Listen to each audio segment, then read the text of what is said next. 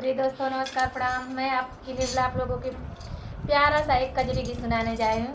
ये दीदी आई हैं कजरी हमारे चैनल पे सुनाने के लिए। और सुनिए और कमेंट करिए कि इनकी गीत कैसी लगी। डोली चली चल